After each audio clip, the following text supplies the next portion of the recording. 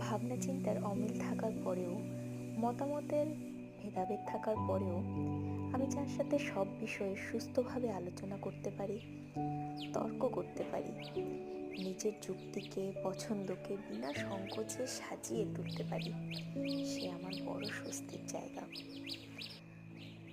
আমি বলছি এক কথা, সে বুঝবে আরেক কথা। আমার উদ্দেশ্য এক, সে ভাবলো আরেক। আমি যেতে চাইলাম উত্তরে, সে চলে গেল দক্ষিণে। এহেন কথোপকথন, এহেন মানুষ, এহেন সঙ্গ আমার বড়ই অস্বস্তির।